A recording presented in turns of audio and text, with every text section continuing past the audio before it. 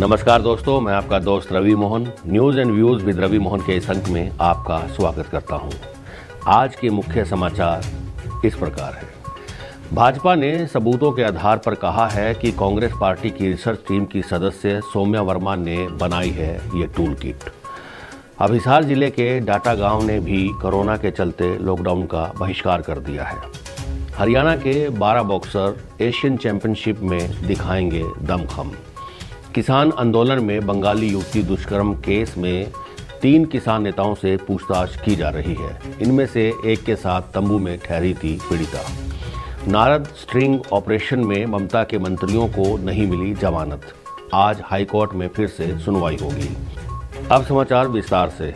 प्रधानमंत्री नरेंद्र मोदी की छवि धूमिल करने के लिए मोदी वेरिएंट जैसे शब्दों के उपयोग, विदेशी मीडिया की मदद जैसी सलाहों वाली टूलकिट को यूं तो कांग्रेस नकार रही है, लेकिन बुधवार को भाजपा प्रवक्ता संबित पात्रा ने सबूतों के साथ दावा किया कि ये कांग्रेस रिसर्च विंग से जुड़ी और पार्टी के शीर्ष नेताओं की करीबी सौम्या वर्मा ने तैयार की थी।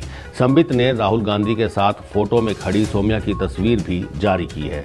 वहीं भाजपा के अन्य नेताओं ने ट्वीट कर बताया कि सौम्या 2019 में कांग्रेस का घोषणा पत्र बनाने में भी शामिल थी।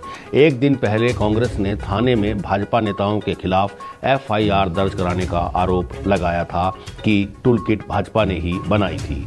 जवाब में पात्रा ने सौम्या वर्मा और कांग्रेस के साथ उसके संबंधों की पूरी दास्तान सामने रख दी। उसके बाद सोशल मीडिया पर अलग अलग खबरें वायरल हुई, जिसमें यह सामने आया कि सौम्या न सिर्फ कांग्रेस की रिसर्च विंग है बल्कि काफ़ी प्रभावशाली भी है।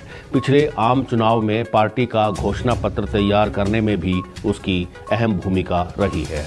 ये मामला उजागर होने के बाद सौम्या ने अपने इंटरनेट मीडिया अकाउंट बंद कर दिए हैं। भाजपा सोशल मीडिया के प्रमुख अमित मालवीय ने Rajiv Gandhi internet media team की सदस्य संजुक्ता बसु का एक ट्वीट पेश किया है, जिसमें उन्होंने टूलकिट को सही मानते हुए कहा, विरोधी की छवि को ध्वस्त करना विपक्ष का काम है। कांग्रेस आखिरकार अच्छा काम ही कर रही है।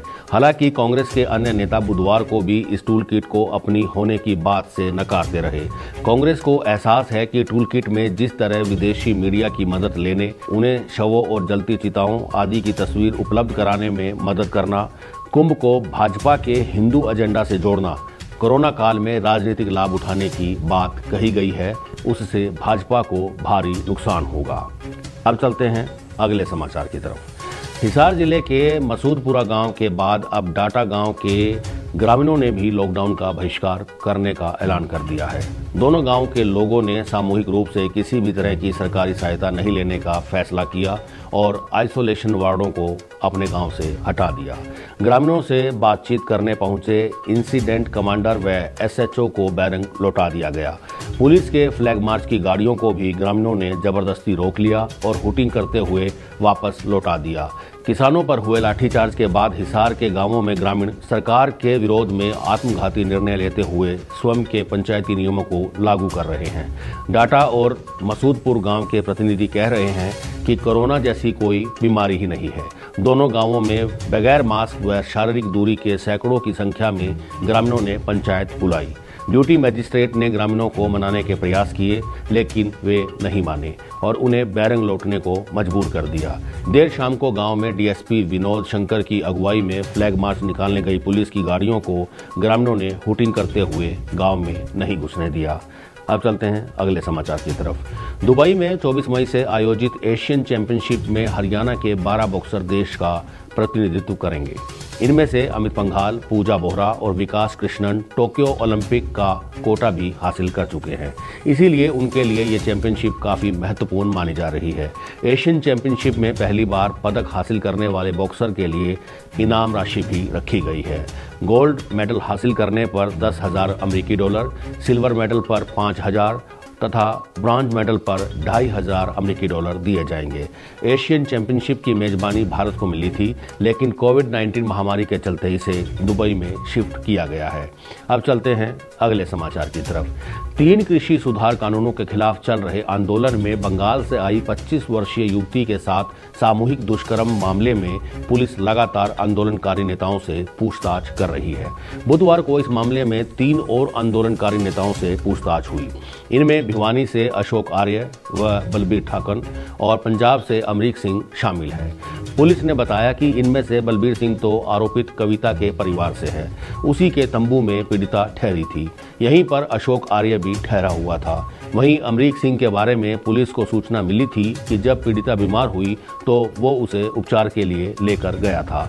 तीनों को बहादुरगढ़ पुलिस की एसआईटी ने नोटिस जारी किए थे। अमरीक सिंह को एक दिन पहले भी बुलाया गया था, मगर वो बुधवार को पेश हुआ। आंदोलन के बीच बहुत से लोगों को पीड़िता के साथ हुई घटना की जानकारी थी, जो भी उसके संपर्क में रहे या फिर उन तक पीड़िता की आप बीती पहुंची। उन सभी से पूछताछ की जा रही है। अब चलते हैं अगले समाचार की तरफ, जो बंगाल से जुड़ा है। नारद स्टिंग ऑपरेशन मामले में गिरफ्तार ममता सरकार के मंत्री फिरहाद हकीम, सुब्रत मुखर्जी व तृणमूल कांग्रेस के विधायक मदन मित्रा और कोलकाता के पूर्व मेयर शोभन चटर्जी को जेल में ही रहना पड़ेगा। बुधवार को इन नेताओं को हाई कोर्ट से जमानत नहीं मिल सकी। इनकी ओर से दायर जमानत याचिका पर करीब 2.5 घंटे तक वर्चुअल सुनवाई हुई। अब गुरुवार को भी इस मामले में सुनवाई होगी। दूसरी ओर सीबीआई ने बंगाल की मुख्यमंत्री ममता बनर्जी, कानून मंत्री मलय घटक व सांसद कल्याण बनर्जी को कलकत्ता हाईकोर्ट में दाखिल अपनी उस याचिका में पक्षकार बनाया है, जिसमें इस केस को राज्य से बाहर स्थानांतरित करने का अनुरोध किया गया है। इस याचिका पर भी बुधवार को फैसला नहीं हो पाया। गुरुवार को इस पर भी फिर से सुनवाई होगी। गौरतलब है कि उक्त नेताओं को सीबीआई ने गत सोमवार सुबह गिरफ्तार किया था। सीबीआई अदालत ने उसी दिन शाम को सभी को जमानत दे दी थी, लेकिन देर रात में कलकत्ता हाईकोर्ट ने जमानत पर रोक लगाते हुए 19 मई तक जेल भेजने का निर्देश दिया था। इसके साथ ही बुधवार को सुनवाई मुकर्रर की थी। इसी कड़ी में बुधवार को इन नेताओं की ओर से वरिष्ठ वकील अभिषेक मनु सिंघवी ने अदालत में पक्ष रखा। इस दौरान उन्होंने कहा कि अभी कोरोना महामारी जैसे संकट के समय में जेल में रखने का कोई मतलब नहीं है।